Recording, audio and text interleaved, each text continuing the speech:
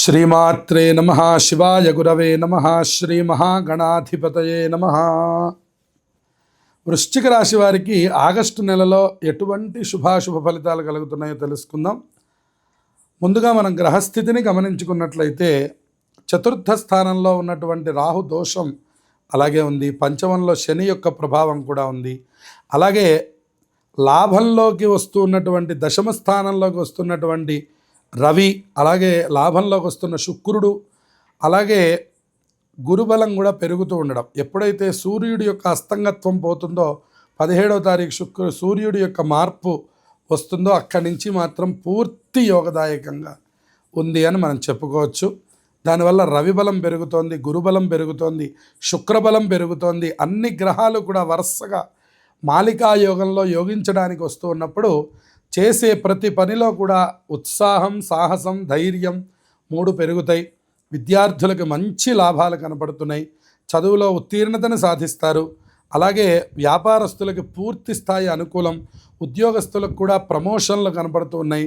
నిరుద్యోగస్తులకి ఉద్యోగాలు అవకాశాలు కనపడుతూ ఉన్నాయి. తప్పకుండా ఉద్యోగం వస్తుంది. సంతానం పట్ల ఎప్పుడు కొద్దిగా చికాకుగా ఉండడం మాత్రం కనపడుతుంటుంది.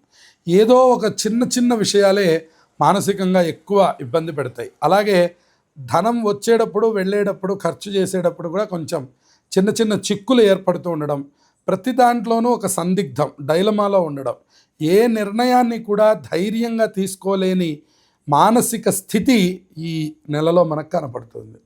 ఏదో మన త్వరితమైన నిర్ణయాలు ఒక్కొక్కసారి తీసుకున్నా ఆలోచించి నిర్ణయం తీసుకోవడానికి ఒక అవకాశం రాక, అంటే ఒక అవగాహనకి రాలేక తోటివారి సలహా మనకి అవసరమవుతూ ఉంటుంది.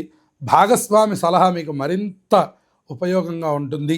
కుటుంబ వాతావరణంలో మంచి అనుకూలమైన వాతావరణం, మంచి విందు వినోదాలు, శుభకార్యాల్లో పాల్గొంటారు. ఈ మాసం చివరి భాగానికి వచ్చేసరికి అనుకూలం ఉంటుంది. కుజుడు యొక్క దోషం బాగా కనపడుతోంది.